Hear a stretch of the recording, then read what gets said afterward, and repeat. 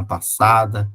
Eu esqueci de avisar que eu não ia estar, porque também foi uma correria para sair, mas também viram que o padre não apareceu nas missas, o padre sumiu de vez. Ele estava fazendo um encontro e então nós retomamos hoje com a profecia. Então hoje nós vamos falar sobre a profecia, não sobre um profeta específico. Eu vou usar depois 2 ou 3 textos de profetas, mas o intuito nosso hoje é tratarmos da questão ligada ao que é o profetismo bíblico, né? Porque o profetismo tem umas características próprias que envolvem quase todos os livros proféticos, né? Em quase toda a sua maioria, esses profetas tratam um pouco dessa perspectiva ou desse assunto e tal. Então, eu acredito que todo mundo está ouvindo. Está ouvindo, dona Pirila? Sim, está Sim? bom, Então tá está bom. ótimo. E o profetismo, então, por isso que eu pensei em primeiro nós falarmos um pouco da característica do que é o profeta, o profetismo, e aí depois especifica em alguns autores futuramente essa questão sobre a profecia bíblica, de específica de cada autor, no seu tempo e tal. Também aí a bela imagem dos profetas de Aleijadinho, né? Os 12 profetas de Aleijadinho. E a foto foi até providencial, porque aqui embaixo a gente já vê um pobre e a grande denúncia do profetismo é essa denúncia contra aqueles que são explorados, que passam fome, os mais queridos de Deus. Então vamos lá. A palavra profeta, ela vem do grego, profetés, né? E o significado tem duas perspectivas, né? Ou é um sentido de advogar, no sentido de defender, ou é um sentido de discursar em público. Então, profetés é aquele que advoga ou discursa em público. Em latim, a ideia do profeta já é a ideia de um intérprete, um porta-voz. É muito mais perto a interpretação latina do que a grega, do que vai ser o hebraico, né? Então, é aquele que é o porta-voz dos deuses, né? Que é inspirado para pregar, né? Que vai à frente, que fala coisas, né? Que fala em nome que fala coisas que estão à frente, né? Então, porque nós associamos muito profeta à ideia de adivinhos. E é preciso cuidar muito da questão de adivinhos, porque em grande parte os profetas não são adivinhos. Eles são porta-vozes.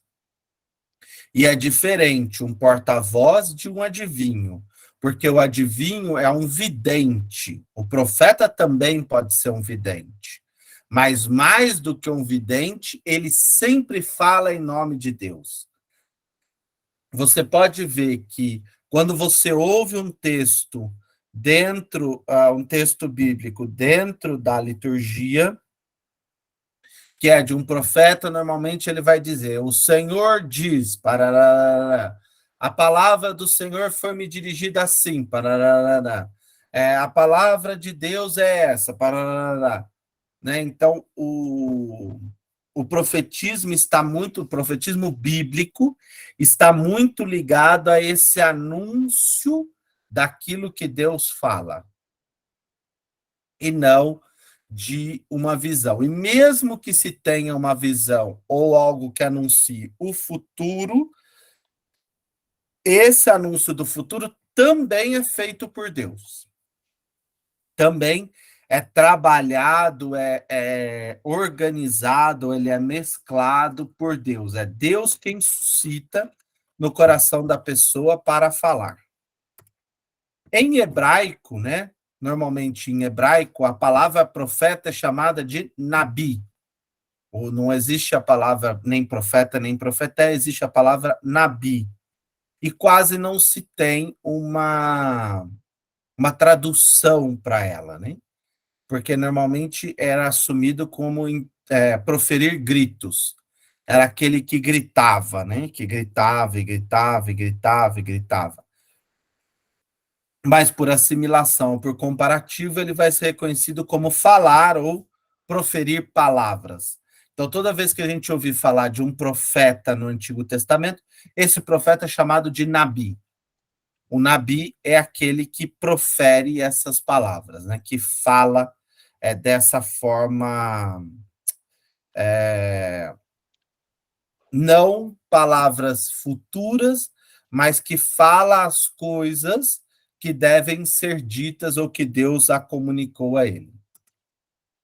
No antigo Israel, existiam vários tipos de oráculos, ou pessoas que proferiam oráculos, várias interpretações. Um dos oráculos era o oráculo chamado do oráculo dos videntes, ou Roé. Nós vamos ver, por exemplo, o oráculo dos videntes, quando na profecia, eu não sei se é Jeremias, que vai dizer assim: oráculo do Senhor, eu concluirei com a casa de Israel uma aliança eterna em que não se cessará mais. Ou seja, ele é um vidente porque ele anuncia o que o Senhor fará futuramente, não que seja adivinho do futuro. Não é Nostradamus. Ele ouve de Deus e comunica. Mas também essa evidência pode ser uma cena, né? Em Apocalipse, João vê cenas. Aquela multidão de homens e mulheres vestidas de branco, que trajavam as vestes, banhadas no sangue do cordeiro e velas ou palmas nas mãos. Isso é uma evidência. Então, o Roé é este. O Rossé são as pessoas que têm visões. Então, pessoas de diversas formas que veem coisas aqui ou acolá. Nós vamos ler um texto de José, que é um texto de Ezequiel. Elohim são pessoas que têm essa capacidade de evidência, mas o seu poder maior é um poder de milagre. E aqui é interessante, né? Os profetas que fazem milagres são poucos. Se nós pegarmos os profetas que fazem milagres, olha, Jeremias não faz milagre, Isaías não faz, Ezequiel não faz. Quem faz milagres? Elias e Eliseu. Só, sim, em essência, são os dois profetas que se esmeram nesse exercício do poder de Deus agindo ali localmente, né? De fazer essa ação miraculosa de Deus acontecer. Né? Mesmo João Batista, que é tido como o último dos profetas, né? Dentro de Israel, ele não faz milagres. Né? Ele denuncia, ele anuncia, mas não faz milagres. Aí existe o Nabi, que são homens e mulheres vocacionados por Deus a profetizar, a anunciar, a ser sinal. E o Nebim. O Nebim são profetas que pertencem a grupos específicos ou escolas proféticas. Como, por exemplo, padre, é só você, por exemplo, entender Isaías. Isaías tem 4. Isaías. Deixa eu só ver se eu consigo ajudar a Dani. Eu não lembro como eu chamo alguém para participar. não é pelo chat.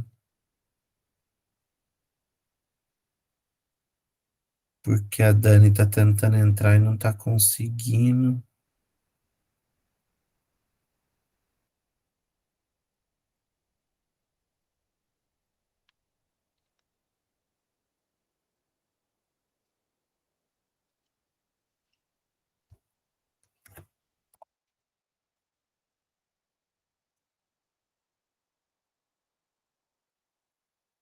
Vamos ver se ela tenta de novo.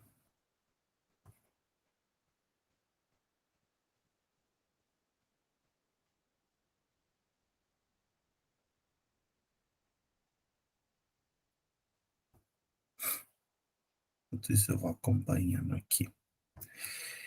Então, existem escolas proféticas. O caso de Isaías vai ser um desses. Se tem vários. O texto de Isaías é dividido em 3 partes, e dessas 3 partes, cada uma traz uma reflexão própria de um período. Então, isso é uma escola profética. Também existem profetas que pertencem diretamente ao palácio. É como se você tivesse profetas voltados para servir o rei. Uma espécie de sacerdotes que serviriam o templo. Mas, no real, esses profetas, eles estão a serviço de uma defesa do templo não, do rei, das suas decisões e das suas propostas, né? Então, também uma escola profética caminharia muito nessa linha, né? Você cria grupos, né? O Nebim. E o Cosen são os adivinhos, aí são bem são bem os que tem a questão de descoberta de propostas, de buscas. Isso não é muito comum em Israel, né? Não se usa muito adivinhos, né? Os que são chamados mais de pitonisas e tal. Isso não é muito comum em Israel. Comum em Israel são os que têm visões, os que fazem milagres e os que são chamados por Deus. Essa é a grande marca da profecia. Os videntes, os visionários, os adivinhos, os profetas, então, vão se tornar títulos distintos, né? Pessoas, por exemplo, como Elias, ele tinha marcas de profeta, então, o corte do cabelo, marcas no corpo, que identificavam que ele era um profeta. Outros vão ser profetas sem nenhum chamado próprio dele, mas sim um chamado de Deus. Nós vamos ver o texto de Amós, por exemplo, que Amós vai dizer isso. Eu não sou profeta e nem filho de profeta. Oséias a mesma coisa, Miqueias a mesma coisa, né? Que adentra e chega à vocação porque Deus deseja que ele o faça ou que ele sirva e se coloque nesse caminho. Também existem outros profetas que estão a favor dos sacerdotes, ou que protegem o templo, no caso de Ageu e Zacarias, que estão aí no segundo templo de Neemias e Esdras. Então, você tem aí um profeta que vai defender o templo, mas nem por isso ele vai deixar de denunciar. Nós já vamos falar dessa denúncia, né? Então, literariamente falando, o profeta ou a questão profética, ela pode ser organizada de várias formas, né? A Bíblia organiza, eu acho, da pior forma possível, que é a divisão em 2 partes, entre profetas maiores e profetas menores. Por que que eu não gosto? Isso é eu, e eu não tenho nada a ver de criticar se está certo ou errado, mas eu não gosto porque eu acho que perde a ordem. É interessante você seguir a ordem da profecia, né? A profecia tem uma ordem, né, dos profetas. E quando você divide, você vai lá e põe Isaías e Daniel junto com Jeremias e com Ezequiel, e aí você coloca Amós e Oséias lá embaixo, em outro lugar, Então, você gera uma certa desestrutura na leitura do texto. Né? Então, quando você diz, não, Isaías, Jeremias, Ezequiel e Daniel, tudo bem, são os maiores dos profetas, escreveram mais, mas isso não significa que eles estão nesta ordem exatamente. Existem profetas antes de Isaías, entre Isaías e Jeremias e Ezequiel, entre Ezequiel e Daniel. Então, talvez uma ordem mais organizadinha, assim, temporal, seria mais interessante, mas quem sou eu para falar isso, né? Então, tem os 4 maiores, Isaías, Jeremias com Lamentações, Ezequiel e Daniel. Depois, os 12 menores, Oséias, Joel, Amós, Abadias, que é que ele chama aqui de Obadias, mas é Abadias, Jonas, que não é livro profético, Miqueias, Naum, Abacuque, Sofonias, Ageu, Zacarias e Malaquias. Claro que lembrando que além desses nós temos Baruque, que só tem na Bíblia católica, não tem na Bíblia protestante nem na Bíblia hebraica, que é um livro profético ligado então à Bíblia grega, né? Só os católicos que têm. Mas o livro de Baruque foi por muito tempo associado ao livro de Jeremias. Tanto que o livro de Baruque traz um trecho do livro de Jeremias. Uma carta de Jeremias, possivelmente, um discurso de Jeremias. Então, nós temos 1, 2, 3, 4, 5, 6, 7, 8, 9, 10, 11, 12, 13 com o Baruque. É que a gente pode tirar o Jonas dali e colocar o Baruque no lugar, né? O Jonas não é um texto profético, o Jonas é uma novela. É uma historinha que foi contada, né? Uma historinha que foi narrada. E então esses são mais ou menos os profetas escritores. São 13 aqui, com 4 lá, 17. Mas é claro que a gente sabe de outros. Por exemplo, Elias e Eliseu, Natã e tantos outros profetas, né? A Bíblia hebraica, como a gente já viu, ele vai chamar de profetas anteriores e posteriores, que seria Josué, Juízes, Samuel e Reis, profetas anteriores, e os outros que eu acabei de dizer, profetas posteriores. Então, tem aí uma outra ordem, só que a Bíblia hebraica tira o livro de Daniel.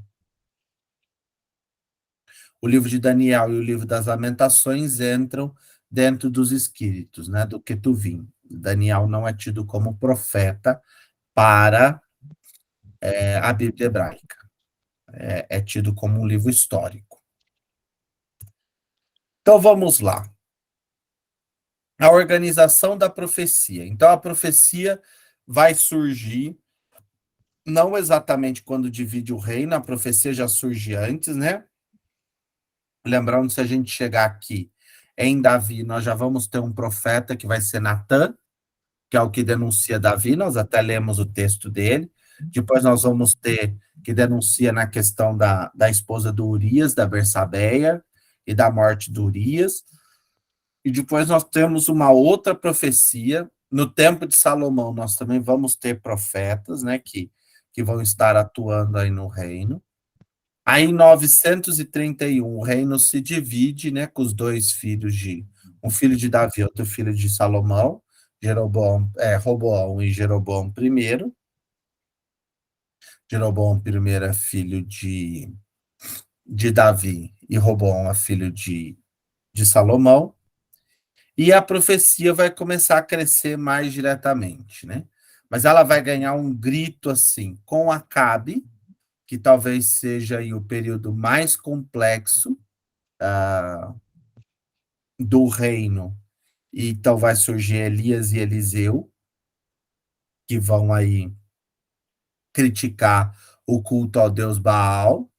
Depois nós vamos ter possivelmente Jonas, mas Jonas, como eu já disse, está fora desse percurso. Então, Depois nós vamos ter Amós e Oséias, dois grandes profetas que vão ser os próximos da semana que vem. Gosto muito deles dois. E aí encerra a profecia no norte. A queda da Samaria, os assírios invadem, então acaba a profecia do norte e nós vamos ver a profecia no sul, né? Então começa lá em cima com Abadias e Joel, depois nós vamos ter no tempo de Jotão e de Acás, né? Se no norte é Acabe, no sul é Acás, que é a figura complexa. Nós vamos ter Isaías e Miqueias. Aí depois de Isaías e Miqueias, nós vamos ter os profetas próximos ao exílio. Naum, Sofonias, Daniel, Jeremias, Abacuque, Ezequiel, Ageu e Zacarias.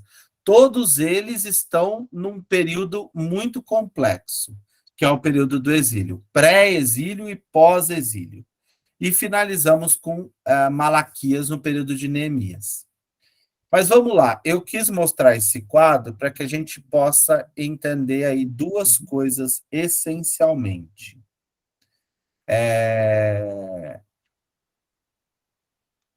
O que? Primeiro, a profecia vai surgir de forma mais clara e direta quando surge o período do reinado. Quer dizer que antes ou depois não existiam? Existiam. Podemos falar de Moisés, podemos falar de Josué, de Araão, que são também profetas. Mas, de modo específico, uma organização de profecia vai se dar nesses períodos. Por quê? Porque são os períodos onde Israel vai se afastar de Deus. Lembrem-se quando nós lemos o texto de Samuel dizendo ao povo: vocês não precisam de um rei, porque um rei vai tomar os seus filhos para transformar em soldados, em padeiros, as suas filhas para serem perfumistas e tal, tal, tal, tal. E Samuel vai dizer: nós não precisamos de um reino, quem reina sobre nós é o Senhor. E o povo não, nós queremos um rei, nós queremos um rei. E começa o reinado. O que acontece quando começa o reinado? Hoje eu li até uma reportagem que estavam fazendo uma crítica ao rei Charles, né, por umas decisões que ele tomou lá de dispensar uns empregados e tal. E aí na reportagem aparecia assim: mas o rei não só está acima de toda a lei, como ele é a lei. Ou seja, quem reina, ele tem uma autoridade muito maior do que toda outra proposta. Né? Quando você está em tribo, você tem uma reunião a partir dos líderes da tribo que se reúnem, discutem e acertam o que fazer. Quando você tem um rei, não, o rei manda e se vai. Quando Davi decidiu que queria que colocasse Urias na frente de batalha para ser morto, ele foi posto. Por mais que os generais dissessem que Urias era um bom soldado, que não deveria ser feito aquilo com ele, e Davi tinha visto o testemunho dele, mesmo assim a ordem de Davi foi cumprida. E pronto. Porque ele é o rei. O reinado te permite a usar das realidades e das potencialidades da forma que você quiser. E é exatamente contra isso que Samuel está dizendo: vocês não precisam de um rei. E o povo quer um rei. Então, por que no reinado a profecia ganha um corpo mais forte?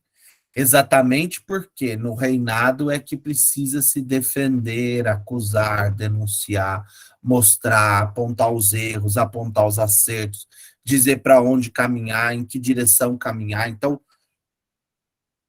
o profeta vai surgir aí como aquele que apresenta essa nova perspectiva. Então, pensemos período de Acabe com Elias. O que Acabe faz? Se casa com Jezabel, que é fenícia. E vai trazer o que para Israel? Os sacerdotes fenícios. E junto com eles vem o que? Os deuses fenícios. Porque a Jezabel é fenícia. E ele se uniu a uma mulher fenícia. Se ele se uniu a uma mulher fenícia, a religião dela vem junto. E essa denúncia Elias vai fazer, de dizer, não, aqui em Israel não existe Baais. Aqui em Israel nós servimos ao Deus único. E por isso ele vai ser perseguido, e dessa perseguição ele vai montar um projeto lá de fazerem um sacrifício junto, e o sacerdote de Baal não conseguem fazer esse sacrifício, e o que faz Elias? Passa todo mundo a fio da espada. Então a profecia é uma perspectiva de denúncia muito grande daquilo que não está sendo feito de correto, ou seja, se abandonou Deus para servir outros deuses. Então, exatamente neste ponto, a profecia ganha um outro corpo. Qual é o corpo? Defender a fé. Então, quando a gente fala de profeta que luta, que briga, nós não estamos falando de luta política. Nós estamos falando de defesa da fé. Para defender a fé, eles vão ter que entrar diretamente em contato com questões políticas. Por exemplo, quando Natan vai enfrentar Davi e dizer para ele que ele está errado. Mas isso não quer dizer que ele vai se envolver num projeto político, etc. e tal. Mas quer dizer, sim, que ele vai mostrar que aquela situação em que estão fazendo, ela não está certa. E aquela situação precisa ser mudada. Então, a profecia é uma profecia de denúncia clara. Nós vamos ter outras profecias, por exemplo, as profecias de Isaías, nós vamos ler um trecho, que apontam para a vinda de um novo tempo. E esse novo tempo sinaliza o fim do exílio, que durou aí 71 anos. Então, esse fim do exílio vai marcar o anúncio de novos céus e novas terras, ou seja, uma nova realidade, uma nova realidade para esse Israel que volta do exílio. Então, o profeta é aquele que acompanha, é aquele que incentiva, é aquele que motiva. E também o profeta pode ser aquele que apresenta aí outras denúncias que envolvem o povo. Nós já vamos ver uma dessas, alguns textos disso. Podiam perguntar, existem só profetas bíblicos escritores? Não. Então vamos lá. Nesse quadrinho maior aqui, Natan com Davi. Natan não tem nenhum livro bíblico e ele faz uma grande denúncia contra Davi, né? Uma grande profecia. Por exemplo, Balaão com a sua mula e o anjo do Senhor. Balaão também é um profeta do Deus Altíssimo e ele não é judeu, nada disso, mas ele tem essa vocação profética. Pensemos em Ana e da tribo de Fanuel e o Simeão, no livro de Lucas, né, no Evangelho de Lucas, que recebem o menino nos braços e profetizam, né, anunciam essa profecia desse novo que vem. Por exemplo, Elias com o anjo, que pede para ele se levantar e comer, e Eliseu que manda o servo dizer ao eunuco não, a Naamã, o sírio, que vá se lavar no rio e nem sequer o vá lá ver, estender os braços sobre ele, erguer a mão, nada disso. Eliseu, de dentro de casa, manda o o leproso se lavar no Rio Jordão, e o leproso se lava e fica curado. Então, a profecia pode ser um texto bíblico escrito, como nós já vimos esses que estão escritos, mas também a profecia pode estar dentro de outro texto, como é o caso do livro de Reis, que traz a história de Elias e Eliseu, como é o caso de livro de Números, que traz a história de Balaão, Lucas, que fala de Simeão e Ana, mais ou menos esse percurso, né? E aí eu queria pegar com vocês alguns exemplos de textos. Então vamos lá para o Amós. Não sei se vai ser fácil achar Amós aí, porque eu me perco toda vez que eu tenho que procurar os profetas, porque eles estão na minha cabeça numa sequência e aqui na Bíblia eles estão em outra. Vamos lá. Amós 4, de 1 a 3. As mulheres, por favor, não briguem comigo, tá bom? Ouvi esta palavra, vacas de Bazã, que estáis sobre o monte de Samaria, que oprimis os fracos, esmagais os indigentes, e dizeis aos vossos maridos: trazei-nos o que beber. O Senhor Deus jurou por sua santidade. Sim, eis que virão dias sobre vós, em que vos carregarão com ganchos, e o que sobrar de vós com arpões.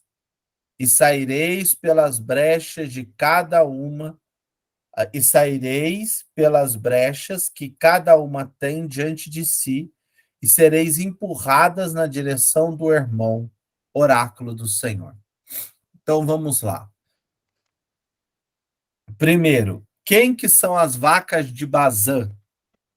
As vacas de Bazã, a região de Bazã, é uma região da Transjordânia, ou seja, para o lado de lá do Jordão, né, não da Cisjordânia, do outro lado do Jordão, em que se tem grandes pastagens. Então, quando Amós denuncia as vacas de Bazã, ele está chamando as mulheres que trabalham ou que vivem no império. Vamos ver quem que é o rei na época de Amós, de Jeroboão II, de que essas mulheres que estão ali são como se fossem as vacas de Bazã, ou seja, vacas gordas, robustas, tetudas, que produzem muito leite, muito bem alimentadas, e elas exigem dos maridos e do povo esforços extraordinários, e elas mesmas não fazem esses esforços. Então, isso é um xingamento, né? Quando se diz que as mulheres são como vacas de Bazã, né? Ou seja, são vacas bem alimentadas, mas que não se esforçam, não trabalham, não fazem nada pelo alimento que vem, né? E o Senhor jurou sobre ti, ele há de te condenar e de te empurrar na direção do irmão, né? Ou seja, você vai cair morro abaixo. Por quê? Porque vocês serão colocadas no gancho, ou seja, vocês serão mortas. E essa morte virá exatamente porque se exige ou se exige que explore o povo para que alguns tenham melhor condição do que os outros. Então, o Amós vai fazer uma denúncia, e essa denúncia, é claro, ela é direcionada a um grupo específico, como nós estamos vendo. Se a gente não tivesse a explicação do que seria a região de Bazã, jamais a gente entenderia que vaca de Bazã, ao invés de ser um elogio por ser uma vaca robusta e bastante bonita, é uma crítica. Crítica exatamente porque essas vacas pastam da melhor pastagem. E ele está dizendo, as nobres do nosso país pastam da melhor pastagem enquanto o povo passa fome. Segundo texto, Amós mesmo, capítulo 7, versículo 10. Esse é um texto bonito. Se não me engano, eu acho que esse texto de Amós vai ser, sem ser nesse domingo, o próximo. Nesse domingo nós temos um texto de Amós, no próximo domingo tem outro texto de Amós. Vamos lá. Amós 7:10. Então Amazias, sacerdote de Betel, ou seja, ele é o sacerdote do santuário de Betel, então mesmo que já tenha o templo de Jerusalém, existe um templo, um santuário em Betel que se conserva. E Amazias é o sacerdote dali. Então, ele, vamos dizer, representa um serviço de profecia que é próprio para proteger o governo, o rei, etc. Então Amazias, sacerdote de Betel, mandou dizer a Jeroboão, rei de Israel: Amós conspira contra ti no seio da casa de Israel. A terra não pode mais suportar todas as suas palavras. Ou seja, as palavras ditas por Amós são palavras que arrasam, vamos assim dizer, né? Causam aí um estrondo, né? Porque são palavras que denunciam com muita força. Até, nem a terra mais aguenta essas palavras. Porque assim diz Amós: Jeroboão morrerá pela espada e Israel será deportado para longe de sua terra. Ou seja, ele já profetiza que o fim está para chegar. E vai ser o que vai acontecer, né? O Amós, logo que o Amós morre, né? Ele para de profetizar, vai continuar o Oséias. Vão passar aí alguns profetas e alguns reis, né? Zacarias, Salum, Manaém, Pacaías e Peca vai ser o fim. Oséias vai ser o fim e vão todo mundo para o exílio. Então Amós já está dizendo, né? Jeroboão vai morrer à espada e vocês vão para o exílio. Se preparem. E ele vai dizer mais. Amazias disse então a Amós: Vidente, essa é a parte bem interessante. Vai, foge para a terra de Judá, come lá o teu pão e profetiza lá. Mas em Betel não podes mais profetizar, porque é santuário do rei, um templo do reino. Então, por que que Amós não pode mais falar lá? Porque lá é um templo do rei. Como que ele vai falar contra o rei? E mais do que contra, vai dizer que o rei vai morrer ainda. Não é só falar contra. O rei vai morrer à espada e todos serão deportados. Amós respondeu a Amazias: Não sou profeta, nem filho de profeta. Eu sou vaqueiro e cultivo sicômoros. Mas o Senhor tirou-me de junto do rebanho, e o Senhor me disse: Vai, profetiza ao meu povo Israel, e agora ouve a palavra do Senhor. Tu dizes: Não profetizarás contra Israel, e não vaticinarás contra a casa de Isaque. Por isso, assim diz o Senhor: tua mulher se prostituirá na cidade, teus filhos e tuas filhas cairão pela espada, e tua terra será tida como trena, e tu morrerás em uma terra impura. Israel será deportado para longe de sua terra.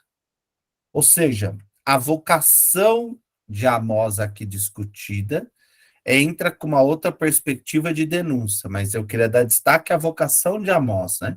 Eu não sou profeta e nem filho de profeta, ou seja, eu não sigo uma descendência de profecia, eu não fui designado para isso porque eu quero ser profeta. Eu fui designado para isso porque Deus me chamou à profecia. E se ele me chamou à profecia, eu preciso dizer as palavras que ele me incumbiu de dizer. Eu preciso proferir essas palavras. Eu não posso guardá-las para mim. Eu preciso ser sinal dessa palavra no meio desse povo.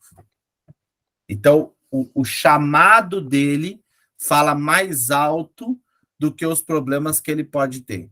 E nunca nos esqueçamos, né? Jesus vai dizer que quase todos os profetas foram assassinados. Por isso que vai dizer que os judeus, os fariseus, são como sepulcros caiados, né? Que construíram o sepulcro dos profetas que os pais deles mataram e ali enterraram. Então, é uma visão bastante dura.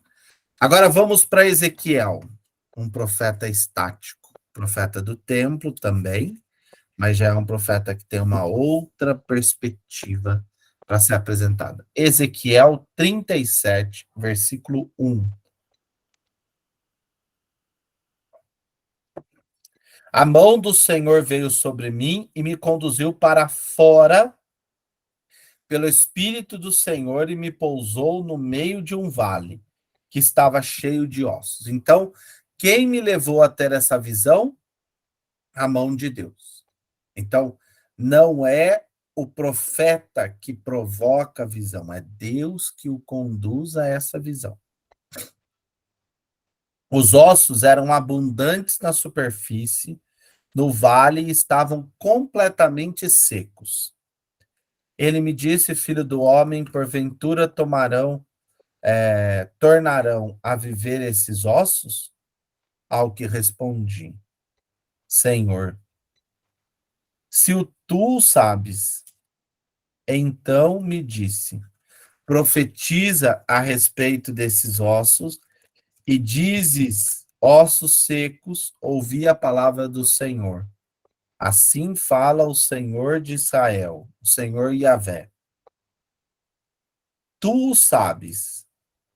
Então me disse, profetiza a respeito destes ossos e disse, secos, ouvi a palavra do Senhor. Assim fala o Senhor Deus e seus servos. Eis que vou fazer com que seja penetrado pelo Espírito e vivereis. Cobrir-vos-ei de tendões, farei com que sejais cobertos de carne e vos revestirei de pele. Porém em vós um coração, o meu espírito, e vivereis. Então sabereis que eu sou o Senhor. Profetizei de acordo com a ordem que recebi. Enquanto eu profetizava, houve um ruído e um tremor, e os ossos começaram a se aproximar. Então, esse texto dessa visão de Ezequiel, né, diante dos ossos ressequidos, e que aí ele vai profetizando, os ossos se juntam, depois formam tendões e carne, depois formam musculatura, depois forma pele, ou seja, é um processo que vai se desenvolvendo e vai se desenrolando dentro dessa profecia que é chamada profecia de visão. É muito comum essa profecia de visão em Ezequiel. Ezequiel já é uma pessoa ligada ao templo, então ele conhece a vida dentro do templo muito antes que os outros, né? Que vão surgir ali no processo do surgimento da profecia. E aí eu queria colocar também um texto de esperança, então vamos lá para Isaías. Marizinha. Isaías 9, 1, 6.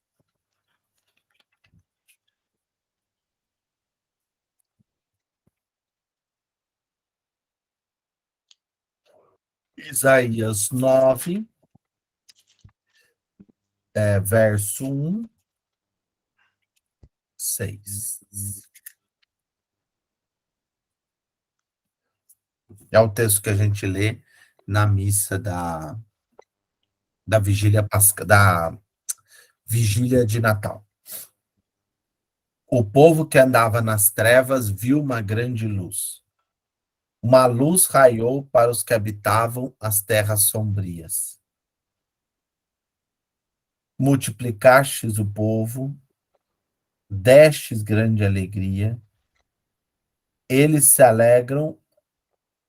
alegram-se na própria presença, como se alegram os ceifadores na colheita, como se regozijam e repartem os despojos. Por quê? O jugo que oprimia, porque o jugo que pesava sobre eles, mas tão posto sobre os seus ombros, a vara do opressor, tu o quebrastes, o despedaçastes, como no dia de Madian. Então, Deus está tão a favor daquele povo que ele entra em todas as lutas para proteger esse povo. Com efeito, todo calçado que pisa ruidosamente no chão, toda a veste que se revolve de sangue serão queimadas e serão devoradas pelo fogo, porque um menino nos nasceu, um filho nos foi dado, ele recebeu o poder sobre todas as coisas, mas ele recebeu o poder sobre seus ombros, ele foi dado este nome: Conselheiro Maravilhoso, Deus Forte, Príncipe da Paz, que se multiplique o poder, assegurando o estabelecimento de uma paz sem fim sobre o trono de Davi e sobre o seu reino, firmando, consolidando sobre o direito e sobre a justiça. Desde agora e para sempre, o amor ciumento de Deus dos exércitos fará isso. Ou seja, uma perspectiva desse novo que vem, né? O próprio Senhor vai te tirar das trevas e vai te apresentar uma luz maravilhosa. E você muda dessa perspectiva de trevas para uma perspectiva de vida, de esperança, de realidade nova, né? Então, precisa necessariamente estar bastante atento ao ler a profecia para tentar identificar qual é o sentido da palavra, o que ela busca, porque muitas vezes pode ser um texto solto e que eu vou precisar de alguma forma costurá-lo para conseguir fazer para conseguir fazer aquilo que é necessário com os textos, né? Então, é preciso compreendendo a importância e o valor e o sentido de cada um deles, né? E esse texto de Isaías, ele é fenomenal, porque diante de um povo que está indo para o exílio, de um povo que está levando sobre eles a marca da escravidão de volta, Isaías coloca nas costas deles um sinal de esperança. E esse sinal de esperança mostra uma nova realidade. Mesmo o texto vocacional de Amós é exatamente a mesma coisa. Ou seja, a vocação não é minha, mas a vocação foi dada por Deus e eu tenho que cumprir. Eu não posso deixá-la solta. Agora, o Ezequiel já é diferente. Deus o leva lá, e aí, ao contemplar, ele vai ver aqueles ossos ganhando formas. Ou seja, ele está aí numa realidade totalmente diferente da nossa, né? Porque esses ossos que vão ganhando formas, eles vão ganhando formas pelo sinal de Deus, né? Então, vai se reconfigurando todas as coisas. E a marca da profecia, então, vai ser ou a denúncia, ou a vocação, ou a visão dele, né? A forma como ele vê as coisas, esse movimento estático, mas a perspectiva de esperança vai triunfar, principalmente quando se lê Ezequiel e Elias. Os outros são menores, mas eles são mais pesados, etc. e tal, porque exige uma condição melhor para você conseguir entender. Mas nós vamos ir passando por cada um deles e vendo aí um pouco o sentido da profecia dentro dos textos bíblicos do Antigo Testamento, né? A profecia ganha aí um corpo literário mais importante e significativo.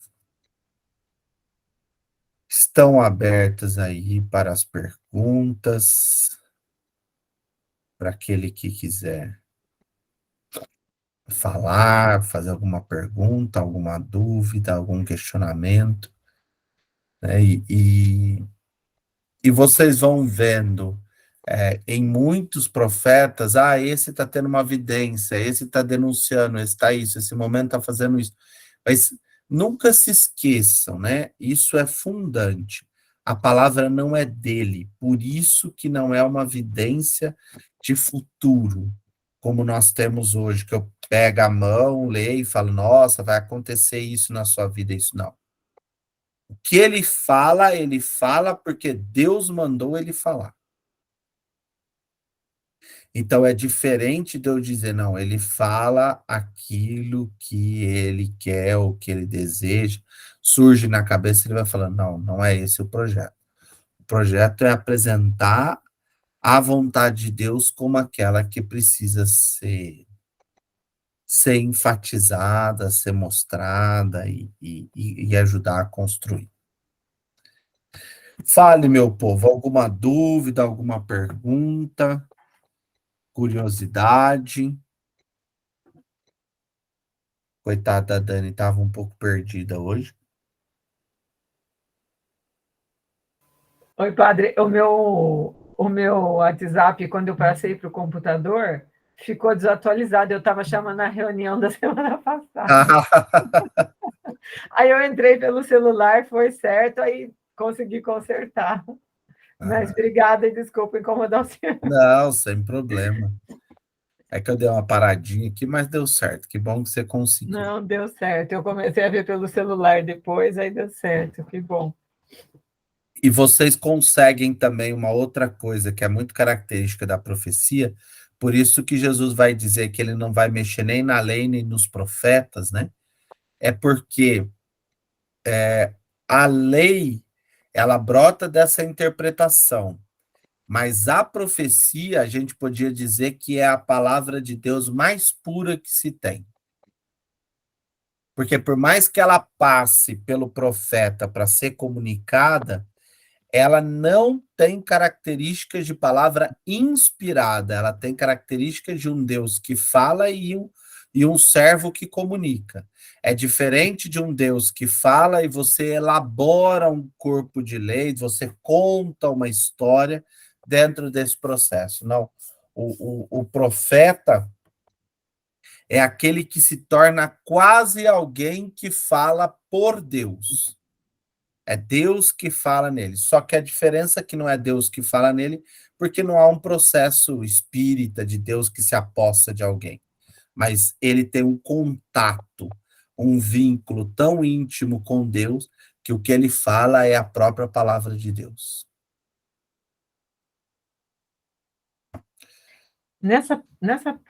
Eu sempre fico em dúvida nessa profecia, eu esqueci o nome dele, que eu já estou no Isaías, Ezequiel, né, que fala da visão do corpo, tudo. Ali, nessa visão, na verdade, ele está vendo, né? Ele não está, na verdade, nem ouvindo, nem falando alguma coisa que ele sente, ele está tendo a visão, Deus está mostrando para ele, né? Padre, está fechado o seu microfone. É parecido com o que acontece em Apocalipse. É realmente uma visão estática. Certo. Isso é chamado os profetas estáticos, né?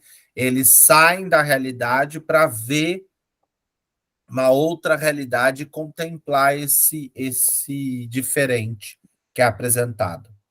Muitos falam disso, por exemplo, do Cântico do Servo Sofredor, que Isaías não vê alguém sofrendo, mas Isaías tem uma visão de alguém que vai sofrer, e esse alguém que vai sofrer é o Senhor. Entendi. Porque o texto do servo sofredor é bastante interessante, né? Sim. Quem é ele que escarram nele, que bufetões e cusparadas, né? Mas não está acontecendo aquilo ali onde Isaías está. Aham. Então ele tem ele sai da sua realidade e contempla uma outra realidade maior. E essa do Ezequiel, ó, tá vendo como essa daí mexe comigo, hein? Essa daí também seria uma visão de uma ressurreição, será? De um refazimento? Do ressuscitar de Israel na volta do exílio. Jeremias e Isaías estão no início do exílio. Uhum. Isaías e Ezequiel estão no término do exílio. Certo. Então, os profetas vão para o exílio meio que na perspectiva assim, parece que Deus os envia para dizer, olha, eu vou com vocês para o lugar que vocês tramaram para ir, mas eu estou mandando alguém para tirar vocês disso daí de volta. Então, o Isaías e o Ezequiel vai ser o responsável por trazer de volta. Entendi. Por isso que o texto vai dizer, né, que estes ossos, quando vai dizer para Ezequiel, estes ossos é Israel. Israel precisa entender que Deus pode refazê-los, mas para refazê-los vai ser necessário que eles tenham ouvido para ouvir essa palavra de Deus. É por isso que é interessante que Deus diz assim, profetiza que aconteça isso, isso, isso, isso. A Ezequiel vai lá, profetiza e acontece isso, isso, isso, isso. Uhum. Então, aí é a mesma coisa. Então, diz, filho do homem, olha o que diz o verso 11, né? Então, ele me disse, filho do homem, estes ossos representam toda a casa de Israel, que está a dizer, os nossos ossos estão secos, a nossa esperança está desfeita. Para nós está tudo acabado. Pois bem, profetiza e diz-lhes, assim diz o Senhor, eis que abrirei os vossos túmulos e vos farei sair dos vossos túmulos, ó meu povo, e vos reconduzirei à terra de Israel. Então sabereis que eu sou o Senhor, depois que eu abrir os vossos túmulos. Ou seja, Deus vai tirá-los da morte aonde eles estão inseridos. Eles não estão mortos, eles estão vivos. Mas o sentido de ressurreição é porque eles vão sair exatamente daquela situação de miséria ali, ressequida, que é... Por que a situação do exílio é uma miséria ressequida? Porque a situação do exílio, eles estão longe do templo, longe da sua fé, eles não podem cultuar o seu Deus, eles não podem ler a palavra, eles não podem nada. Vamos lá para o Salmo, né? À beira do mar nos sentávamos chorando com saudades de Sião, como cantar os cantares do Senhor numa terra estrangeira, se de ti, Jerusalém, algum dia eu me esquecer, que resseque a minha língua e se colhe ao céu da boca. Lá os nossos guardas nos pediram que cantássemos um canto de Sião. Por que não quer cantar um canto de Sião no exílio? Porque o exílio traz a marca do sofrimento. Eu acho pior, traz a marca da derrota. Toda vez que eu penso em derrota, minha mãe vai lembrar da cena. Eu lembro da minha sobrinha, que devia ter aí uns 2 ou 3 anos, a Maria Clara, nem sei se é essa idade, minha mãe confirma, e ela ganhou a última chupeta dela. E ela foi fazer xixi, a chupeta escapou e caiu na privada. Derrota total. Era uma cena de decepção consigo. Porque quem perdeu a chupeta foi ela mesmo, né? Então a cena da derrota é essa cena. Não é que você batalhou, tentou e perdeu. Você fez uma arapuca e você caiu na arapuca, ou seja, você se perdeu naquilo. Então o povo de Israel tramou uma perspectiva de se tornar grande e perdeu com aquilo. Porque não conseguiu ser grande, porque não era grande, fez alianças erradas e naufragou. Então, diante da derrota, surge essa questão: será que eu tenho coragem de clamar a Deus ainda? Será que eu tenho coragem de dizer a ele, olha, eu estou certo, eu estou errado? Eu não tenho essa coragem. Então, é isso que o profeta está dizendo. Você precisa ter essa coragem, porque a profecia virá e ela vai ressurgir a sua vida. Entendi. O Isaías, que é muito bom nisso no final, Isaías 55, 56, até o 65, é espetacular nisso, né? Vai surgir uma... Eis que surgirás uma virgem, um texto de Isaías a Acabe, né? Eis que surgirá de Miqueias, se não me engano. Eis que surgirá uma virgem que conceberá e dará à luz um filho, né? E ele que será o grande sinal de Deus no meio do seu povo. Então, isso é uma visão de apresentar, olha, vai surgir algo de novo. O que surge de uma virgem é aquilo que pode surgir de mais puro. Então, vai surgir algo puro e novo, que vai ser da Virgem Maria. Mas a profecia retira daquele lodo onde se está e apresenta uma perspectiva nova. Né? Quando você lê Morte e Vida Severina, aqueles que já leram, o cachorro te dá uma esperança. Não sei se quem se lembra, né, do poema de Morte e Vida Severina, você vai lendo, então tem o filho mais novo, o filho mais velho, a mãe e o pai, e a baleia, que é o cachorro. E o cachorro, dentro de todo o livro, ele é o único que vai apresentando perspectivas e propostas. Parece que a gente vai conseguir. Até para morrer, a morte dele é espetacular. Enquanto os filhos, não se fala nada, né? Então, a baleia representa a esperança do retirante. Por mais que ele morra, a morte dela é uma morte honrada, né? Uma morte triunfal, é uma morte de vida, de esperança, de novo, né? Então, é isso que essa profecia de Ezequiel traz e tantas outras vão trazer. Sim. Certo, meu povo? Semana que vem a gente chega com um pedacinho de Elias e Eliseu, mas eu estou querendo mesmo entrar no Amós e no Oséias, eu gosto muito dos dois. Né? O Amós já chega tacando pedra em todo mundo. As vacas de Bazã, eu acho que é uma tirada assim, espetacular, mas ele vai dizer que ele tem uma outra que é vendem as pessoas como chinelo, a preço de chinelo. Né? Então, as pessoas são humilhadas e são vendidas a preço de chinelo. Ele vai falar da adulteração dos pesos, é o texto desse domingo agora, né? Se adultera os pesos para tentar roubar as pessoas, os mais pobres. O Amós eu acho que é o profeta do meu coração, eu gosto dele. E Oséias, que vai falar da noiva, né? Oséias é bonito porque Oséias ele não tem coragem de apresentar o que é realmente, então o que ele faz, ele usa uma linguagem figurada. Israel é a noiva e ele é o noivo.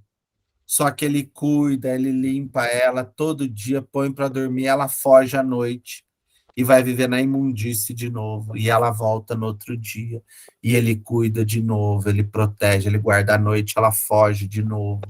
Então, Oséias vai ser o profeta que usa a sua vida para mostrar aquilo que Deus quer ensinar. É muito bonito Oséias também. Mas a gente se vê, então, na próxima semana. Vamos pedir à Virgem Dolorosa que nos guarde e que ela, como esteve aos pés da cruz, também esteja ao nosso lado em todos os momentos da nossa vida, para que possamos caminhar sempre com o Senhor, com decisão e com coragem. A vossa proteção recorremos, Santa Mãe de Deus, não desprezeis as nossas súplicas em nossas necessidades, mas livrai-nos sempre de todos os perigos, ó Virgem, gloriosa e bendita. Amém. O Senhor vos abençoe e vos guarde, o Deus que é Pai, Filho e Espírito Santo. Amém. Fiquem com Deus, boa noite, Deus abençoe. Obrigada, Padre. Boa noite todo mundo. Boa noite. Boa noite para todo mundo. Obrigada, Padre. Até mais. Até mais.